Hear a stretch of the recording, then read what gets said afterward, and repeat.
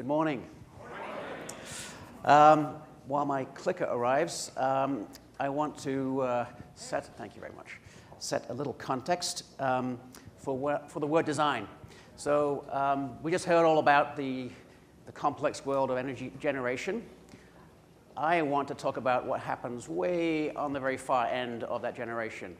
So when we all go home at night and flip a switch, the lights come on, it's the human consequences of energy generation that I, as a designer and an engineer, have been thinking about for the last, quite a few years. So I think about that as human-centered design. So when I say design, that's really where I'm coming from. So what is the overlap between people and their normal lives and an industry like energy? And what role does design play in connecting those two things? I mean, from what you've just heard, there wasn't a lot of talk about real people in the previous conversation. It was a lot about, massive pieces of machinery and technology, even though we all know that that has a great impact on our lives. I also want to reflect, actually, on how remarkable it is that we're here today. I'm not sure I ever thought that I would be in an energy conference where the topic was design. I think it's worthy of note. So there have been a few journeys. The energy industry has come on a journey to today to talk about design. My profession, the design profession, has come on a journey to talk about energy, and a little bit of my own journey here as well. We'll touch on that. I think it's quite interesting. So let's start with the energy industry. The role of the energy industry is to fuel society. Has always been that way, and to a large degree, it still is. Only that landscape is so much more complicated today than it used to be, as we just heard. Massive amounts of technology being deployed through the smart grid. We've got all these issues with renewables, distributed energy, storage, electric vehicles, fascinating things coming down the pike. And a lot of investment that has gone along with that transformation that the grid has gone through. When you come to the subject of investment and you start talking about people, the overlap between the expense that's being laid out here and people, you want to start thinking about how can you recoup some of that expense. And this is the little chart that McKinsey prepared a few years ago, talking about the over $30 billion of savings that were going to be generated by the smart grid by changes in consumer behavior, the things that we've talked about a lot. How we modify behavior and start using energy at off-peak times, and how we generally are more conservative around energy. The smart grid is great because it does things like this. So with smart meters, we can now price energy in the moment. We can use demand-type pricing. And the theory is that by sending these pricing signals down the line, consumers will change behavior. But I don't know about you. I'm not sure I'm willing to get up between 3 and 6 in the morning to do my laundry. Are you? Is this the value proposition that consumers have to look at for the smart grid? I hope not, because if it is, I think it's going to be a long uphill journey to generate the kind of savings that we're talking about with pricing signals. I've been to a few energy conferences over the years, and there have been two approaches to generating the kind of savings that we need to get out of the smart grid. One's cash. If we create some financial incentives for people, they will change their behavior. And they're pretty small incentives for most people. The other one is technology. We'll throw some great technology out there, and it'll be so cool, people will adopt it, and magically savings will appear and behavior will change. I don't know how that's going, but I think it's going slowly. There's one thing that's missing from the conversation that most of the conferences I've been to and the conversations I've had around energy, and that's very simple and very obvious. It's people. Real, ordinary, everyday people. You need to get people on board. To do that, design can play a role. I don't know about you. I'm not sure who it was. Maybe you're in the room.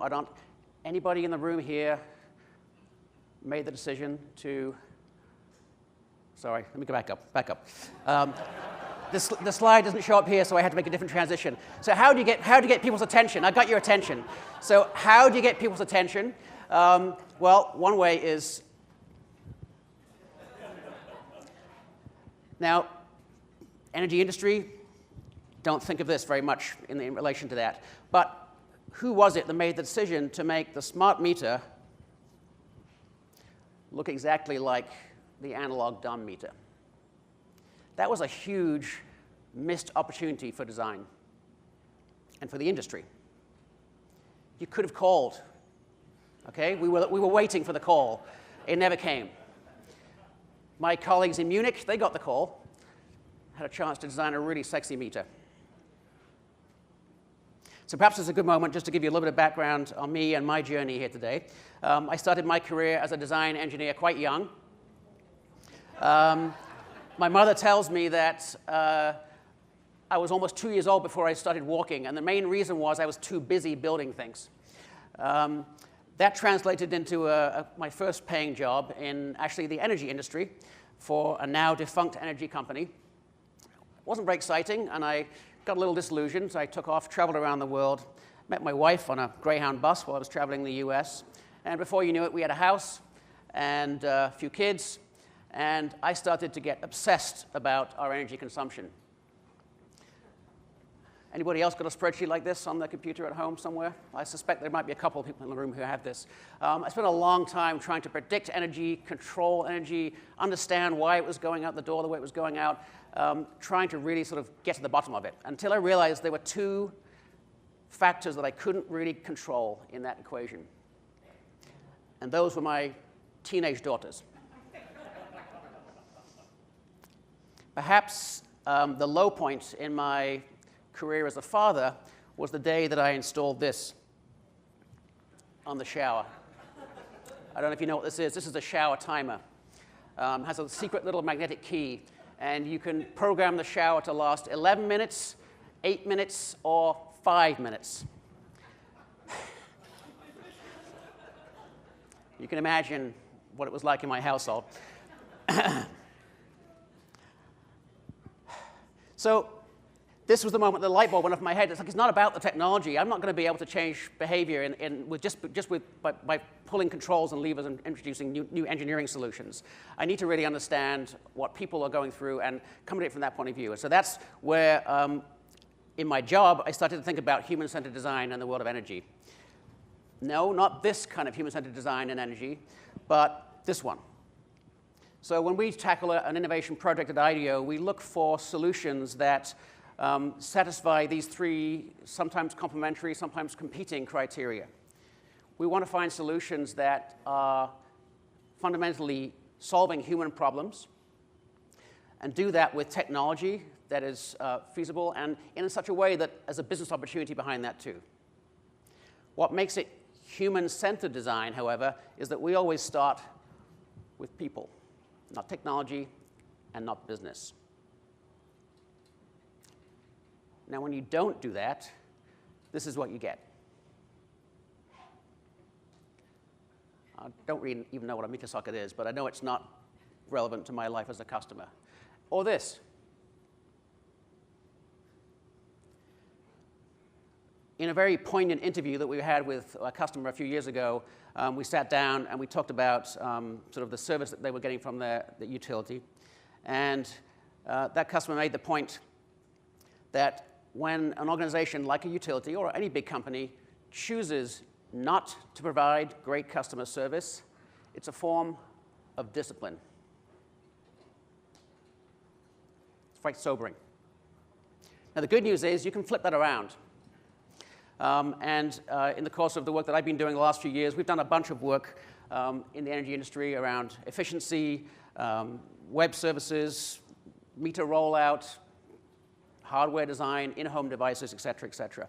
But perhaps one of the most interesting and challenging areas that we've tackled with human-centered design has been to rethink and redesign the experience of low-income customers who actually can't afford to pay their bills. It's a huge problem for them because obviously That's a situation that is not easy to deal with. Their power's being shut off, they're going into debt, they're having to scramble around, fill out bunches of forms, try and get help and aid. It's also a big problem for the industry. The industry is writing off massive amounts of money in unpaid bills, and there's a big cost to, around customer service, trying to help these customers. And there's one other interesting thing about this segment of the population, and that's simply this, that the cost of energy is not cheap when you're a low-income customer. This is just electric, so if you add on other fuel costs and things, it's even higher. So when you're talking to a family whose energy bills could be 10, 15, 20, or even 25% of their household income, they're ready to listen, and they're ready to pay attention, and they're ready to try and help themselves out. So one of the design projects that we did around this space was for Consumers Energy a few years ago, and working with a nonprofit called Thor in Detroit. And we sat down and tried to reinvent the energy experience for low-income customers using the principles of human-centered design, starting with the people, trying to solve the problem from their point of view. And we came up with some interesting solutions along the lines of allowing them much easier access to very small amounts of aid when they needed it, using the smart grid technology to be able to provide them with information updates on a daily basis, and allowing them to pay their bills in increments that made sense to them on a more frequent basis than a monthly bill. And we saw amazing results from that. So a 70% increase in on-time payments from customers who were barely making it. And at the same time, we saw some remarkable things happen on energy consumption, which we weren't even paying attention. We weren't even asking them to save energy. We were just trying to design and solve their problems.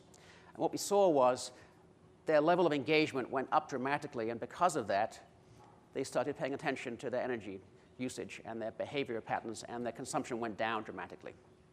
And you can see this in other examples around the country. We followed that thread a little bit further in the last couple of years. I'm working with a group called the Delta Institute in Chicago, thinking about new and novel ways in which we can design a bill and a payment system that is flexible to the needs of those customers.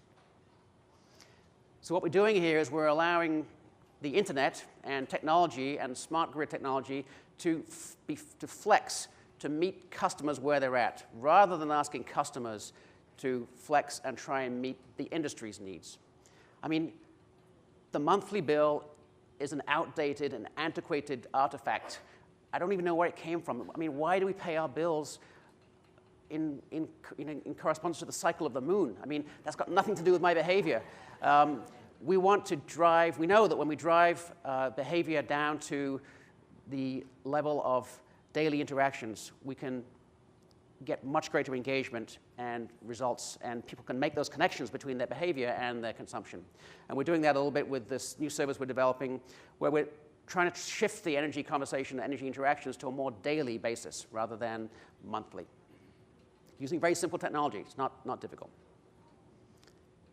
So as we think about starting with people and designing solutions that are based on real human needs, one of the questions we get quite a bit is, this sounds great. It looks like it's going to work really well. The only problem is we can't do it. It's too difficult. Our technology doesn't support this approach. There are things in the way. There's lots of roadblocks. That's the point. The role of design and human-centered design is here to get you to think about starting the problem solution from people's point of view. When you do that, you find that technology will follow those human needs, and you'll start to find new ways to deliver these solutions. That, in turn, moves through your organization and creates a different, more human-centered organization, starting with people, not with industry, and not with technology.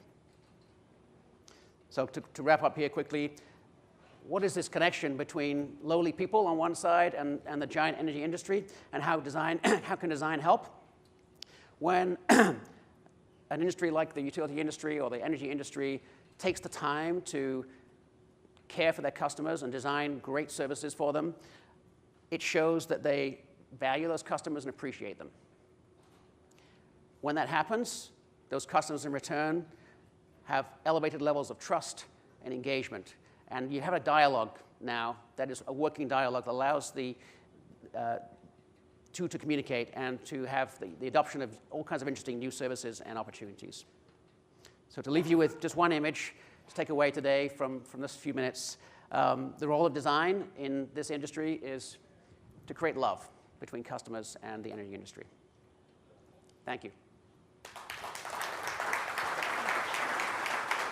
Thank you so much. Thank you so much, Andrew. That was amazing.